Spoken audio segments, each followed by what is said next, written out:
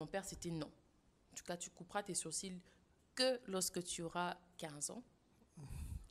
Tu ne mettras de rouge à lèvres rouge que à 15 ans et le crayon aussi que à 15 ans. Sinon, tu peux mettre ta poudre, bien ta poudre blanche et ton gloss, ça suffit.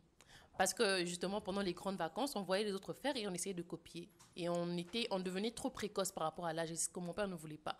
Et c'est pourquoi je dis que j'ai bien vécu mon enfance, parce que mon père voulait qu'on vive chaque étape, qu'on ne saute pas les étapes. Et donc pour lui, mettre du rouge à lèvres rouge, commencer à se dessiner le visage, c'était sauter les étapes. Et même, je me rappelle qu'il y avait à l'époque les jupes qui avaient plusieurs étages, un peu comme ça.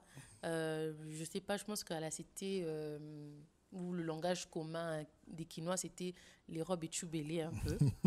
Et voilà, les jupes étubélées. Et donc, les gens mettaient ça, mais mon père était très strict sur la longueur. Bien sûr, parce que déjà, en tant que parent, il y a une certaine modestie qu'il voulait que l'on ait, mais il voulait aussi nous enseigner au fait de s'habiller selon que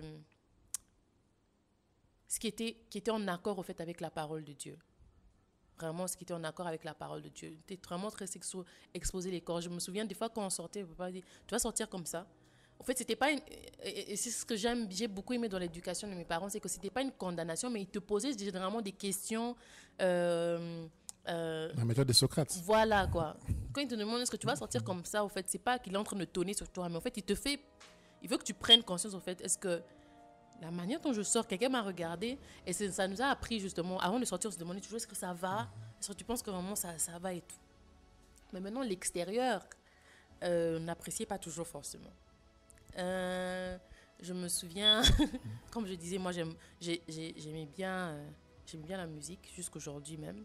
J'aimais bien écrire. Et donc moi j'écoutais du rap et tout ça. Et chrétien ou non, à l'époque, j'écoute seulement. Mais après, mon père, comme il est aussi fan de musique, lorsqu'il a commencé à voyager, aller aux États-Unis et tout ça, il a commencé à m'emmener du rap chrétien. C'est là que j'ai été en contact avec le rap chrétien. Mais à l'époque, le rap chrétien, c'était quoi 2004, 2005.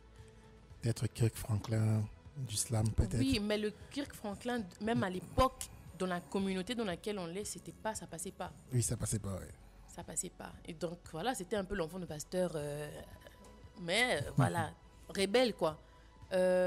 Pendant l'adolescence, je m'étais vraiment renfermée sur moi-même. Donc, tu as tes écouteurs tout le temps et tout ça. Et là encore, on dit, elle parle pas, elle est fière, elle est comme ceci, elle est comme cela. Donc, c'est constamment des attributs de l'adolescence qui peuvent être... Et apparemment, ça vous suit jusqu'à présent. Les gens pensent que vous êtes fiers.